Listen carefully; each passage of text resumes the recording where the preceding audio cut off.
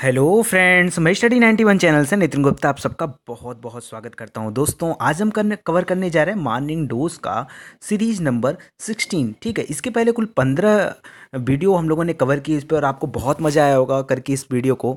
और इस तरह से नए नए क्वेश्चन हमारे सामने आते रहेंगे। और आज की प्रॉब्लम क्या हुई दोस्तों कि कुछ टेक्निकल प्रॉब्लम की वजह से वीडियो अपलोड नहीं हो पा रहा था। इस वजह से मैंने शिफ्ट चेंज कर दिया। तो बिल्कुल परेशान ना हो, मैंने आपसे कहा था कि ये सीरीज कभी नहीं बंद होगी। तो मेरा ज़्यादातर इसी पे ध्यान रहता है कि नहीं, कुछ वीडियो जाए या ना जाए, कम से कम मॉर्निंग सीरीज जो है अपने टाइम पे जाती रहे। तो आप लोग फ़िक्र मत किया करिए, आपसे ज़्यादा फ़िक्र मुझे रहती है कि अगर मैं किसी काम में बिजी हो जाऊंगा तो फिर आपकी पढ़ाई का कैसे क्या होगा। ठीक है, क्योंकि इतने सारे लोग अगर मेरे ऊपर डिपेंड हैं, निर्भर हैं, तो कुछ सोच करके, उनके अंदर कुछ विश्वास है, ये सोच करके वो स्टडी 91 के साथ जुड़े हैं। और मैं कभी नहीं चाहूँगा कि उनका विश्वास हमसे हटे या ऊपर उठे। ठीक है, चलिए फिलहाल देखते हैं कि आज के लिए कौन कौन से प्रश्न हमारे लिए इंपॉर्टेंट है और क्या कुछ नया सीखने को मिलता है। पहला प्रश्न जो हमारे सामने दे रहा है दोस्तों, ये बता रहा है कि अच्छा, एक चीज़ याद रखिए, कई लोग कमेंट करते हैं कि सर वॉइस क्लियर नहीं आ रही है। तो मेरी तरफ से तो पूरा ठीक ठाक रहता है वॉइस। मैं वीडियो प्ले करने के एकदम अपलोड करके बाकायदा उसको चेक करके तब वीडियो अपलोड करता हूँ। हो सकता है आपकी इधर नेटवर्क में कोई प्रॉब्लम हो, इस वजह से दिक्कत हो। जब भी आप वीडियो देखते हैं ना यूट्यूब पर, तो ऊपर कार्नर में 3 पॉइंट दिखेंगे। अगर क्वालिटी सही ना हो तो वहाँ से अपनी क्वालिटी को इंक्रीज़ कर लिया करें। ठीक है, या तो अगर आप वीडियो को डाउनलोड करते हैं तो अच्छे फॉर्मेट में डाउनलोड करें। ठीक है, फिलहाल देखते हैं कि आज के लिए कौन कौन सा प्रश्न हमारे लिए इंपॉर्टेंट है। पहला प्रश्न दोस्तों दे रहा है कि नेत्रदान में रोगी में किस भाग का प्रतिरोपण किया जाता है। ठीक है, आपने नेत्रदान का नाम सुना है ना, जैसे रक्तदान, महादान, उसी तरह से नेत्रदान के बारे में भी आपने सुना होगा। तो इस नेत्रदान के समय रोगी जो होता है वो क्या प्रतिरोपण करता है, ये आपको बताना है। तो याद रखिए, कार्निया, कार्निया का नाम सुना है ना। हमारे आंख में एक हिस्सा होता है कार्निया, जो एक पारदर्शी झिल्ली होती है। और रोगी को या रोगी में जो शिफ्ट किया जाता है वो इस कार्निया को शिफ्ट किया जाता है, पूरी की पूरी आंख नहीं शिफ्ट की जाती है। इस बात को ध्यान रखिएगा। ठीक है, पूरी की पूरी आंख कभी नहीं शिफ्ट करते हैं। तो उत्तर क्या रहेगा यहाँ पे?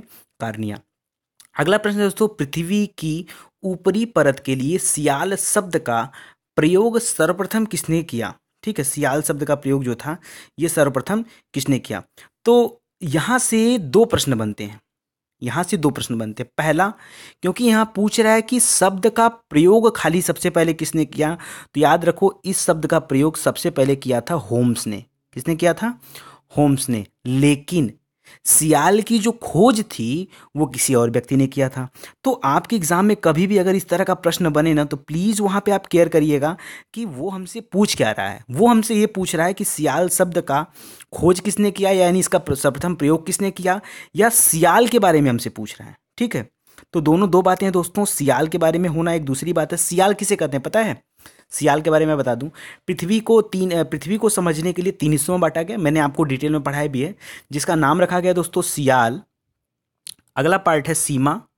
ठीक है, और उसके बाद क्या है? नीफे। ये 3 हिस्से में बांटकर पृथ्वी की संरचना को हम लोग देखते हैं। सियाल में क्या होता है? सिलिका प्लस एल्युमिनियम की यहाँ पे अधिकता होती है। यहाँ पे सिलिका प्लस मैग्नीशियम की होती है, और नीफे में निकिल और फेरस की अधिकता होती है। तो इसके बारे में मैंने आपको बताया था। जो सियाल होता है, अगर अपने भाषा में बोलें, आम बोलचाल की भाषा में आपको बताऊं कि सियाल क्या है, तो याद रखिए जो पृथ्वी की भूपरपटी है, पृथ्वी का सबसे ऊपरी जो हिस्सा है, ये क्या कहलाता है? सियाल कहलाता है। और लगभग कितना किलोमीटर?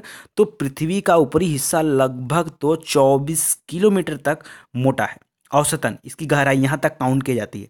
हालांकि यह कहीं कहीं 5 किलोमीटर है, कहीं कहीं 70 किलोमीटर है। तो ऑन एन एवरेज क्या निकल के आता है? 24 किलोमीटर। ठीक है, तो याद रखिएगा। अच्छा, समुद्रों के नीचे जो भूपरपटी की वो है, उसका नाम हम बोलते हैं बेसाल्टिक। क्या बोलते हैं? बेसाल्टिक। ठीक है, और महाद्वीपों के नीचे, अच्छा बताओ, आप एक सिंपल सी बात बताओ, महाद्वीपों के नीचे सियाल की मोटाई ज़्यादा होगी या फिर महासागरों के नीचे? जाहिर सी बात है महाद्वीपों के नीचे, क्योंकि धरती की मोटाई धरती पे तो ज़्यादा होगी, महाद्वीपों में क्या होगी? कम होगी। और सबसे ज़्यादा कहाँ पे होगी? तो जो पर्वतीय एरिया होंगे, वहाँ ज़मीन और उठा हुआ होगा, तो वो सबसे मोटा होगा। फिलहाल ये तो रही बात की बातें। कभी कभी आपसे एक चीज़ और पूछता है, यहाँ पे प्रश्न बनता है कि भूपरपटी पर सबसे ज़्यादा कौन सा तत्व पाया जाता है? तो अगर तत्व की बात करें तो आप अपना उत्तर हमेशा क्या टिक करना? ऑक्सीजन। क्या टिक करना? भूपरपटी पर सबसे अधिक मात्रा में पाया जाने वाला तत्व क्या है? ऑक्सीजन, जिसको O2 बोलते हैं। ठीक है। उसके बाद तब कहीं जाके सिल्का वगैरह का नाम आता है। और सबसे पहले जो सियाल नाम था, ये सियाल नाम दिया था फिलहाल, जैसे होम्स ने दिया था। और एक और नाम यहाँ पे आता है एडवर्ड स्वेस, इसका भी नाम याद रखिए, आपके एग्जाम में दोनों इंपॉर्टेंट है, एडवर्ड स्वेस और इसकी, क्योंकि दोनों के ऊपर बड़ा कंफ्यूजन लोगों को बना रहता है कि क्या सही क्या गलत है, तो दोनों नाम आप ध्यान दीजिए। एडवर्ड स्वेस को भी कुछ लोग मानते हैं कि एडवर्ड स्वेस ने सबसे पहले सियाल नाम दिया, और उस शब्द का इस्तेमाल सबसे पहले किसने ना किया, होम्स ने। तो ये अलग अलग लोगों के द्वारा अलग अलग चीज़ें कही गई है, ठीक है, याद रहेगा आपको। तो ये रही सियाल के बारे में। चलिए आगे देखते हैं। जिन लोगों ने नहीं पढ़ा हो पृथ्वी की आंतरिक संरचना, मैं चाहूँगा कि एक बार पृथ्वी की आंतरिक संरचना आप पढ़ के देखो। जिस तरह से आपको हिस्ट्री मज़ा आता है पढ़ के ना, ठीक उसी तरह से बायोलॉजी हो, पॉलिटी हो, मैंने हर विषय पढ़ाया है और बिल्कुल डिटेल में मैंने कवर किया है हर विषय को। अगला है, रॉकेट को चलाने में प्रयुक्त ईंधन क्या कहलाता है। रॉकेट को चलाने में प्रयुक्त ईंधन क्या कहलाता है। तो याद रखिए, रॉकेट को चलाने के लिए जिस ईंधन का इस्तेमाल होता है उसका नाम है प्रणोदन। क्या नाम है, प्रणोदन या प्रणोदक, ठीक है। और ये क्या होता है, आखिर में प्रणोदन होता क्या है, किसी भी वस्तु को गति देने के लिए, एक स्थान से दूसरे स्थान पर शिफ्ट करने के लिए, बल लगाने के लिए जो जिस बल का हम प्रयोग करते हैं और उस बल का प्रयोग जिस साधन के द्वारा किया जाता है वही क्या कहलाता है, प्रणोदन। अभी नहीं समझ में आया ना। चलो अगर मैं आपसे कहूँ इस प्रणोदन के बारे में, जैसे हम लोग हैं तो हम लोग शिफ्ट होते हैं एक जगह से दूसरी जगह पर। हम लोग किस माध्यम से एक जगह से दूसरी जगह शिफ्ट हो सकते हैं, या तो पैरों के माध्यम से या तो हाथों के माध्यम से। तो सजीवों के लिए, जितने भी सजीव हैं उनके लिए उनका हाथ, पैर, पंख, ठीक है, ये क्या कहलाता है, प्रणोदक कहलाता है। समझिए बात को।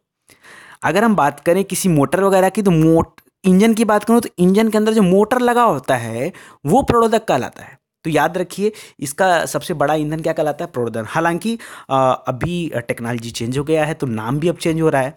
क्रायोजेनिक इंजन का नाम सुना है आपने, क्रायोजेनिक इंजन, इसके बारे में मैंने पढ़ाया है। एक वीडियो मैंने बनाया था जिसमें मैंने रॉकेट के बारे में बताया था, और वहाँ पर मैंने क्रायोजेनिक इंजन के बारे में बताया था कि ये क्रायोजेनिक इंजन क्या होता है। कभी टाइम मिलेगा तो फिर से मैं इस टॉपिक पे बात करूंगा, वहाँ मैंने फिलहाल बहुत डिटेल में बताया है, तो एक बार आप जाके पढ़ सकते हो।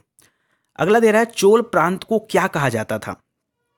पुराने समय में चोल प्रांत को क्या कहा जाता था, तो सिंपल से नाम था मंडलम। चोल प्रांत को क्या बोला जाता था, मंडलम, ठीक है, संस्कृत शब्द है, दक्षिण भारत की बात थी, तो याद रखिए मंडलम। चोल प्रांत को किस नाम से जानते थे, तो मंडलम। अच्छा, आपको राजधानी याद है, चोलों की राजधानी कहाँ पर थी, चोलों की राजधानी दोस्तों तंजावुर थी। कहाँ थी, जिसको हम लोग तंजौर भी बोलते थे या तंजावुर भी बोलते थे, तो लिख दो तंजौर या तंजावुर। और सबसे अच्छी बात ये था कि जो चोलों की सरकारी नीतियाँ थी, मतलब उनके साम्राज्य करने का तरीका जो था, वो कितने हिस्सों में बटा था, तो कुल 3 प्रशासनिक हिस्सों में बटा था। एक तो सेंट्रल पावर होता था यानी केंद्र सरकार, और उसके नीचे जो है अस्थाई सरकार, स्थानीय सरकार यानी जो ग्रामीण वाले होते हैं, और अस्थाई सरकार। तो याद रखिए, गांवों के ऊपर सबसे पहले फोकस किस साम्राज्य ने किया, ग्राम इकाई के रूप में, तो याद रखिए चोल प्रशासकों ने। और इनके द्वारा एक दो काम और अच्छा किया गया था, जैसे नौसेना का सबसे अच्छा प्रयोग किसने किया, तो वो भी चोलों ने किया था, ठीक है। अगला है, राष्ट्रीय दृष्टिहीन संस्थान कहाँ पर स्थित है, राष्ट्रीय दृष्टिहीन संस्थान। तो याद रखिए, ये संस्थान जो है दोस्तों, ये देहरादून में है। ये कहाँ पर है, देहरादून में है, ओके। अगला है, प्रथम वित्त आयोग का गठन कब किया गया, सबसे पहला वित्त आयोग। तो कभी कभी यहाँ पे 2 प्रश्न बनता है, आपसे पूछता है कि सबसे पहला वित्त आयोग कब बना, या सबसे पहला वित्त आयोग का अध्यक्ष कौन था। दोनों प्रश्न चीजें हैं। तो याद रखिए, सबसे पहले वित्त आयोग बना था दोस्तों 22 नवंबर 1951। कितना, 22 नवंबर 1951, ठीक है। अकबर वाला पीरियड चल रहा है ना, तो इसलिए बार बार जवान भी क्या होता है, 1500, ठीक है, पूरा माइंड सेट नहीं हो पाता। तो याद रखिए, 1551 में सबसे पहले भारत में फाइनेंस कमीशन बनाया गया, और इसकी जो अध्यक्ष उस समय बनाए गए वो कौन थे, तो याद रखिए केसी नियोगी। कौन थे, केसी नियोगी। इस समय जो है कार्यकाल इनका 5 साल का होता है, और इस समय जो है 15वां चल रहा है, 15वें वित्त आयोग आ चुके हैं। उसके जो चेयरमैन है इस समय वो कौन है, तो एन के सिंह है, एन के सिंह, ओके। चलिए आगे देखते हैं, अगला प्रश्न दे रहा है, हाँ ये प्रश्न बहुत इंपॉर्टेंट है दोस्तों, भारत में स्कूल टीवी का प्रसारण कब हुआ। ये इतना अटपटा सा प्रश्न है ना कि ज़्यादातर लोग इसमें गलती कर देंगे। देखो समझो बात को, सबसे पहले, पहली बात तो सबसे पहले टीवी आई कहाँ पर, टीवी के बारे में जान लो। टीवी मतलब टेलीविज़न की बात कर रहा हूँ। इसका आविष्कार दोस्तों हुआ था 1926 में। कब हुआ था? 1926 में। और कहाँ पर हुआ था? तो स्कॉटलैंड के एक वैज्ञानिक थे, स्कॉटलैंड, उसके एक वैज्ञानिक थे जिनका नाम था एल बेयर्ड। क्या नाम था? L Baird. एल बेयर्ड ने सबसे पहले एक टीवी का आविष्कार किया। अच्छा, टीवी को अगर हम हिंदी भाषा में बात करें तो इसका मतलब होता है दूरदर्शन। तो हमारे भारत में उसको दूरदर्शन के नाम से जाना गया। और भारत के अंदर मैं बात करूं कि सबसे पहले टीवी की शुरुआत कहाँ पर हुई, तो शुरू करने से पहले कोई चीज़ ऐसे चालू हो जाएगा, पहले तो ट्रायल होगा ना उसका। पहले एक प्रोजेक्ट को बना के ट्रायल किया जाएगा ना कि चलता है कि नहीं चलता है कि नहीं। तो जो सबसे पहले दूरदर्शन की शुरुआत की गई वो हुई 1959 में। और कहाँ पर हुई? दिल्ली में हुई। कहाँ पर? दिल्ली में। 1959 में जब ट्रायल सक्सेसफुल हो गया तो 1960 में प्रधानमंत्री ने जो अपना भाषण दिया आज़ादी के दिन, आज़ादी के अवसर पर 15 अगस्त के दिन, वो भाषण का प्रसारण भी किस पे हुआ? 1960 में। मतलब कि ये एकदम अच्छे से आ गया मार्केट में। उसके बाद क्या हुआ? 1961 में क्या बनाया गया? सबसे पहले स्कूल टीवी को लॉन्च किया गया। और जो हम हिंदी समाचार वगैरह देखते हैं ये 1965 से शुरू हुआ। समाचार वगैरह की शुरुआत कब हुई? हिंदी टीवी पर समाचार की शुरुआत कब हुई? 1965 में, जब इंडो पाक वार हुआ, भारत और पाकिस्तान का युद्ध हुआ था 1965 में। उस साल जो है चालू हुआ था, याद रहेगा आपको। और 15 अगस्त को ही चालू हुआ था। अच्छा, ये कलरफुल टीवी वाली कब से आई, प्रसारण व्यवस्था अवेलेबल हुई? तो याद रखिए 1982 में कलर टीवी आ गई। क्या समझे? कलर टीवी आ गई। ठीक। हालांकि वर्ल्ड में मतलब बहुत पहले आ चुकी थी, 1928 में आ चुकी थी। इसको आप पूरा पलटी कर दीजिए। ठीक है, बहुत पहले इसको देख बना लिया गया था, इस तरह के काम चालू हो गए थे। फिलहाल तो ये सारी चीज़ें आप याद रखिए। अमेरिका में सबसे पहले जो शुरुआत हुई कलर टीवी को 1954 में हुई। हमको फिलहाल उस चीज़ों से मतलब नहीं है, हमको अपने चीज़ों के बारे में जानना है। अच्छा, एक चीज़ और भारत से संबंधित जो है मैं आपको बताऊँ। सबसे पहले वही 1959 में मैंने बताया कि दिल्ली में एज अ एक्सपेरिमेंट इसको चालू किया गया। नेक्स्ट जो 1960 का भाषण आया, उसके बाद 1965 से बाकायदा जो है वो समाचार वगैरह आ गया। उसके पहले 1961 में एजुकेशनल टीवी प्रोजेक्ट को लॉन्च किया गया था, उसको ब्रॉडकास्ट किया गया था। तो वही पूछ रहा है कि स्कूल एजुकेशनल टेलीविजन प्रोजेक्ट को कब लॉन्चिंग किया गया? तो 1961। तो देखो ना कितने अंदर जाके इस प्रश्न को पूछ रहा है। अगर आप ध्यान से नहीं सुनोगे तो फिर ये सारी चीज़ें स्किप कर सकती हैं आपके माइंड से। अगला है, किस राज्य में विधान परिषद की सदस्य संख्या न्यूनतम है? कौन सा राज्य है? तो ऊपर से विधान परिषद दे रहा है, तो विधान परिषद वाले कुल 7 राज्य हैं। मैंने आपको बताया था ताज कुंभ बताया था ना। कुल 7 राज्य हैं जिसमें से जहाँ जहाँ पर विधान परिषद भी है। नॉर्मली क्या होता है कि जितने राज्य हैं सभी की जगह विधानसभा तो होती है लेकिन विधान परिषद नहीं होती। लेकिन इन राज्यों में विधान परिषद भी है। और पूछ रहा है कि सबसे कम संख्या किस विधान परिषद में? तो याद रखिए जम्मू एंड कश्मीर में सबसे कम संख्या वहाँ पे है 36। ठीक है, तो इसको एक बार चेक कर लीजिएगा आप लोग फिलहाल। और आगे देखते हैं कि अब कौन सा है प्रश्न करना हमको। नेक्स्ट है दोस्तों, सबसे कम वैसे जम्मू कश्मीर में 36 ही है मिनिमम, जहाँ तक मुझे पता है। एक बार आप चेक कर लीजिएगा, हो सकता है कुछ स्किप कर रहा हो। क्योंकि क्या है ना कि अलग अलग राज्यों के बारे में जब पूछता है तो थोड़ा सा कन्फ्यूजन हुआ होता है।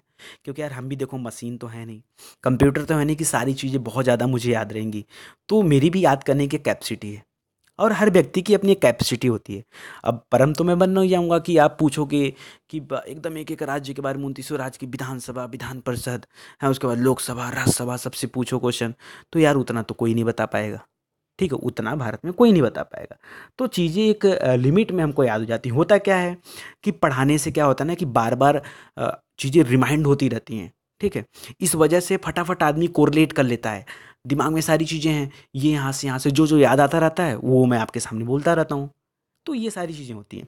फिलहाल आगे देखिए, इतिहास में चोल शासक किस प्रकार के प्रशासन के लिए प्रसिद्ध थे? अभी मैंने पीछे आपको बताया किस प्रकार के प्रशासन। इनकी ग्राम प्रशासन की जो व्यवस्था थी वो इतनी अच्छी थी कि इसकी वजह से इनका नाम था ग्राम प्रशासन। बाकी सेंट्रल पावर तो हर जगह होता है, सेंट्रल पावर तो हर जगह होता है, अस्थायी सरकार अस्थायी सरकार हर जगह होती है, लेकिन ग्राम प्रशासन को चुस्त दुरुस्त करने का काम सबसे पहले चोल शासकों के द्वारा किया गया था। ओके, यहीं पे तो थे राजा राज प्रथम, राजेंद्र प्रथम, जिन्होंने क्या किया था, कंबोडिया, उधर इंडोनेशिया के सारे मतलब 1200 द्वीपों पर इन लोगों ने कब्जा किया था। सबसे अच्छी नौसेना ताकत इनके पास थी। ठीक है, टाइम पीरियड क्या था जिसमें महमूद गजनवी ने भारत पर हमला किया था। उत्तर भारत में, दक्षिण भारत में गया होता तो लौट के नहीं आता। फिलहाल चलो आगे देखते हैं। आगे बोल रहा है विश्वेश्वरैया राष्ट्रीय तकनीकी संस्थान कहाँ स्थित है। विश्वेश्वरैया राष्ट्रीय तकनीकी संस्थान, तो याद रखिए ये जो संस्थान है ये आपका नागपुर में है। कहाँ पर है? नागपुर में। ओके, इसके बारे में ज़्यादा कुछ नहीं है, तकनीकी संस्थान है, ठीक है, नेशनल टेक्निकल इंस्टीट्यूट, तो वो अलग है। किस पशु के दूध में सबसे अधिक फैट पाया जाता है? सिंपल प्रश्न है, किस पशु के दूध में सबसे ज़्यादा फैट पाया जाता है? तो अगर इस तरह का ऑप्शन बनता है, क्वेश्चन आता है आपके सामने, तो आपके माइंड में हमेशा एक ही बात आएगी, वही गाय भैंस गाय भैंस, इसके अलावा होगा नहीं, जबकि दोनों उत्तर यहाँ पे गलत हो जाएंगे, क्योंकि स्पेशली वो फैट पूछ रहा है। तो याद रखिए रेंडियर, रेंडियर एक प्राणी है, उसका नाम है, ठीक है, ये हिरन की प्रजाति में आता है और ज़्यादातर ये जो है ना उत्तरी ध्रुव साइड पाया जाता है, क्योंकि दक्षिण ध्रुव साइड तो है नहीं कुछ भाई, बर्फ वाला स्थान है, तो जीव जंतु भी बहुत कम है वहाँ पे, मतलब है ही नहीं, ठीक है। तो याद रखिए कि उत्तरी ध्रुव की तरफ पाया जाता है, और जितने भी देश है ऊपर की तरफ, रसिया का उत्तरी एकदम पोर्शन हो गया, कनाडा का ऊपरी वाला पोर्शन हो गया, नॉर्वे, स्वीडन, फिनलैंड, ये जितने भी देश हैं जिनके ऊपरी वाले पोर्शन में ये रेंडियर पाया जाता है और इसके दूध में सबसे ज़्यादा फैट होता है, ठीक है। अब बात अगर दूध की आ गई दोस्तों, तो मैं आपको एक चीज़ यहाँ बताना चाहता हूँ दूध के बारे में। वो दूध के बारे में सब कुछ लोग जानते हैं, ठीक है, कि जब नवजात शिशु होता है तो फिर वो पूरी तरीके से दूध पर निर्भर होता है, 6 महीने तक ज़रूरी होता है कि उसको दूध हम देते रहें। बाकी दूध में बहुत सारे प्रोटीन, कैल्शियम, विटामिन, ये सारी चीज़ें होते हैं, फास्फोरस, मैग्नीशियम, आयोडीन, बहुत सारी चीज़ें होती हैं। ये सारी चीज़ तो नॉर्मल सी हैं। कुछ आपको बढ़िया बताता हूँ, ऐसी चीज़ कुछ बताता हूँ जो आपको जानना चाहिए। जैसे जो पैकेट वाला दूध आता है ना, कई लोगों के दिमाग में होगा कि सर ये पैकेट वाले दूध का क्या होता है, ठीक है। तो याद रखिए सबसे पहले दूध की जो प्राप्ति होती है उसको सबसे पहले 5 डिग्री सेल्सियस पर ठंडा किया जाता है। कितने डिग्री सेल्सियस पर? 5 डिग्री सेल्सियस पर। फिर दूध को एक जगह इकट्ठा कर लिया जाता है, उसका स्टैंडर्डाइजेशन किया जाता है, यानी छाना जाता है दूध को, ठीक है, अलग अलग करके छाना जाता है। और फिर से 60 डिग्री सेल्सियस पर उसको जो है दबाव बनाकर 60 डिग्री सेल्सियस पर उसको रखते हैं, वापस 72 डिग्री सेल्सियस पर, फिर धीरे धीरे सेल्सियस बढ़ाते जाते हैं, फिर धीरे धीरे सेल्सियस को घटाते जाते हैं। उससे क्या होता है कि दूध के अंदर जो बैक्टीरिया होते हैं वो मर जाते हैं। बैक्टीरिया मरने के बाद दूध सही हो जाता है और फिर वो क्या होता है, 1 से अधिक दिन तक सुरक्षित रखा जा सकता है, तब जाके वो दूध पैकिंग होती है। फिलहाल ये सब तो बात की बातें थी, आप रेंडियर जो है वो याद रखो, ठीक है। अगला है दोस्तों की पूर्णतः हिमाच्छादित महाद्वीप कौन सा है? ये तो बच्चा बच्चा जानता है भाई, अंटार्कटिका महाद्वीप है जो पूर्णतः क्या है, अंटार्कटिका महाद्वीप, अंटार्कटिका जो पूर्णतः क्या है, हिमाच्छादित है, बर्फ से ढका हुआ पूरी तरीके से। अच्छा, पता है विश्व का एकमात्र ऐसा महाद्वीप जिसको महाद्वीप में भी काउंट करते हैं और महासागर में भी काउंट करते हैं, क्योंकि अगर पूरा बर्फ है दोस्तों, तो आप बताओ आप क्या कहोगे, उसको जल में रखोगे या स्थल में रखोगे? तो दोनों में काउंट होता है, ये चीज़ दोनों में काउंट होता है, ठीक है। यहाँ से आने वाले जो प्रश्न हैं वो ज़्यादातर तो नहीं है, क्योंकि कवक वगैरह ज़्यादा पाए जाते हैं, कई सारी चीज़ें भी हैं। फिलहाल हमारे लिए जो सबसे इम्पोर्टेंट ये है ना कि भारत ने वहाँ पर अपना एक पड़ाव बनाया है जिसका नाम है दक्षिण गंगोत्री। 1980 में सॉरी, दक्षिण गंगोत्री है, दो है, एक 1980 में फिर से बनाया गया मैत्री। तो याद रखिए कभी कभी पूछता है दक्षिण गंगोत्री क्या है, तो भारत का रिसर्च सेंटर है जो कि कहाँ पे है, अंटार्कटिका में, दक्षिण गंगोत्री, ठीक है। और इसके अलावा क्या है, मैत्री, दक्षिण गंगोत्री और मैत्री, ये दो रिसर्च सेंटर भारत ने बना रखे हैं। हालांकि अंटार्कटिका में, और ऐसा क्यों उन्होंने किया है, क्योंकि अंटार्कटिका में माना जा रहा है कि 900 से भी अधिक पदार्थों की महत्वपूर्ण खाने हैं, सीसा, तांबा, यूरेनियम, इन सब की बहुत बड़ी खाने हैं। तो इसी वजह से ज़्यादातर देशों ने अपने अपने रिसर्च सेंटर वहाँ बना रखे हैं, तो भारत ने भी बना रखे हैं। तो पूछता है कभी कभी दक्षिण गंगोत्री क्या है, तो लोगों को लगता है वैसे गंगा जी निकली होंगी, नहीं तो उनकी सहायक नदियाँ निकली होंगी। मैत्री क्या है, ऐसा ऑप्शन देकर अच्छा लगा था, भारत पाकिस्तान के बीच एक बस सेवा, एक ट्रेन सेवा, ऐसा करके दे देता है तो लोग कन्फ्यूज हो जाते हैं। तो याद रखिए मैत्री और ये सारी चीज़ें आप याद रखिएगा। नेक्स्ट है दोस्तों, निकट दृष्टि दोष में प्रतिबिंब कहाँ बनता है? अच्छा, निकट दृष्टि दोष को दोस्तों बोला जाता है मायोपिया। क्या बोला जाता है? मायोपिया बोला जाता है। अब मैं इसके बारे में थोड़ी सी बात बताऊं आपको। जैसे जिसको निकट दृष्टि दोष होता है ना, उसको निकट की चीज़ें अच्छी दिखती हैं, दूर की नहीं दिखती हैं, दूर की चीज़ें नहीं दिख, नज़दीक की जो होंगी वो साफ साफ दिखेंगी, दूर की नहीं दिखेंगी, और इसी को बोला जाता है निकट दृष्टि दोष। यदि व्यक्ति की आंखें सामान्य रूप से काम कर रही हैं तो उसका जो फोकस बनता है वो कहाँ जाके बनता है? रेटिना पर, ठीक रेटिना पर बनता है। लेकिन जब निकट दृष्टि दोष हो जाता है तो जो फोकस होता है, जैसे मान लो यहाँ से प्रकाश, ऐसे बना दे रहा हूँ फिगर में थोड़ा सा समझाने के लिए, ये ठीक है, ये मान लो आप आँख है आपकी, ठीक है, और यहाँ से कोई टार्च जल रहा है, तो अगर ऐसे जल रहा है तो ये जैसे मान लो आपकी रेटिना यहाँ पर है, ठीक है, तो ये जाके यहाँ पे बनता है, एकदम यहाँ पे। ये सामान्य व्यक्ति कंडीशन होती है। लेकिन यदि व्यक्ति सामान्य नहीं, उसको निकट दृष्टि दोष हुआ है, ठीक है, तो ये थोड़ा सा रेटिना से पहले बन जाता है, ये रेटिना से पहले बन जाता है, ठीक है। याद रखो, निकट दृष्टि दोष में एकदम, ये मान लो आंख है तो आंख के करीब बन जाता है, दूर दृष्टि दोष में दूर जाके बन जाता है। तो इसी कंडीशन से दो रोग माने जाते हैं, निकट दृष्टि दोष और दूर दृष्टि दोष। तो हमसे पूछा क्या है कि प्रतिबिंब कहाँ बनता है, तो याद रखिए जो प्रतिबिंब है वो क्या बनता है, रेटिना के आगे बनता है।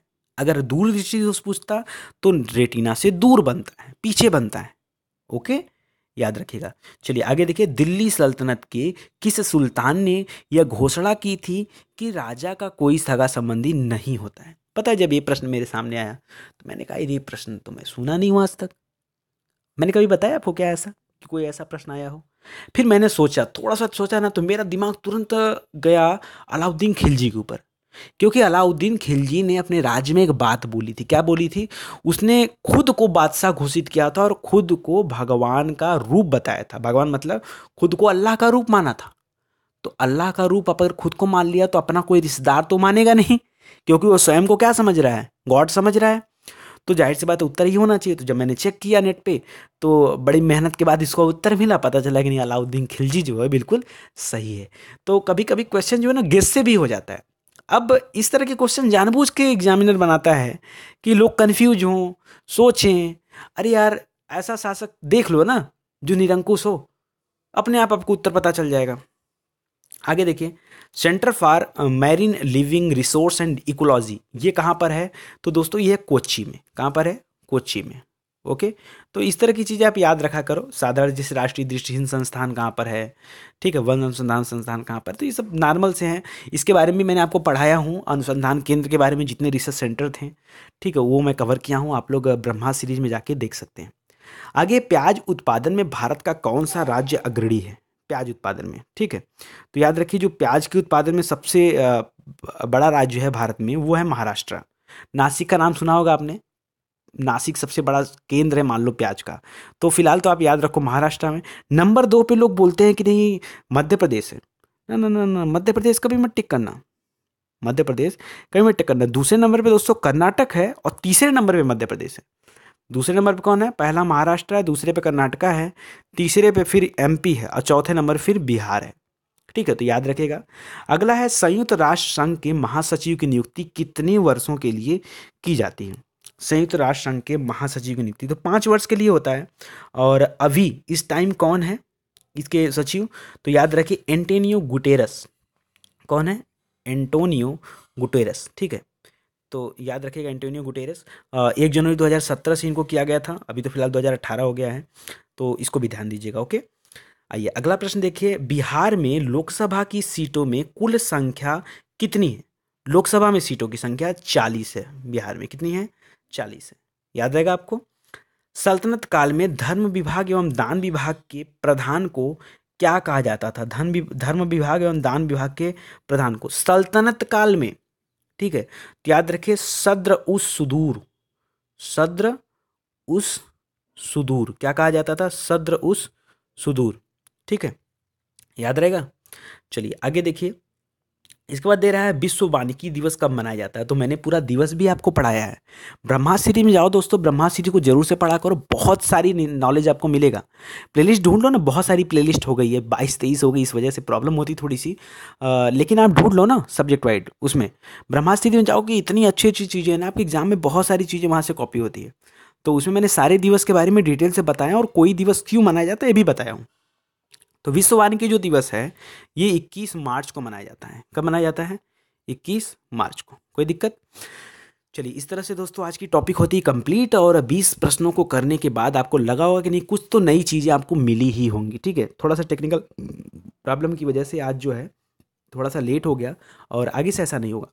दोस्तों, अगर आपने हमारे नए चैनल एग्ज़ाम ट्रेंड को सब्सक्राइब नहीं किया है तो प्लीज़ उस चैनल को सब्सक्राइब कर लो, क्योंकि यहाँ पे भी आपके एग्ज़ाम पॉइंट ऑफ व्यू से नई नई चीज़ें, आपको बहुत सारी चीज़ें बताई जा रही हैं। और ख़ासकर इस समय फोकस यहाँ का जो है मॉडर्न हिस्ट्री पे मैंने कर दिया है, क्योंकि सामने जो समीक्षा अधिकारी वगैरह के एग्ज़ाम आने वाले हैं उस एग्ज़ाम तक हम मिडवल को तो कवर कर लेंगे, लेकिन मॉडर्न कहीं न कहीं छूटा रह जाएगा। तो मॉडर्न को मैंने बिल्कुल अच्छे तरीके से कवर करा रहा हूँ, तो आप प्लीज़ एग्ज़ाम ट्रेंड पे जाओ, और जो लोग भी समीक्षा अधिकारी का फॉर्म भरे हुए हैं या इधर जिनका अभी अगले महीने एग्ज़ाम है, वो लोग मॉडर्न हिस्ट्री को वहाँ से देख सकते हैं। मोस्ट इंपॉर्टेंट टॉपिक को मैंने वहाँ कवर करवा रहा हूँ। तो प्लीज़ आप उस चैनल पे जितनी भी बातें बताई जाएँ उनको रट लो, याद कर लो। मैं ऐसे किसी चैनल को प्रेफ़र नहीं करता।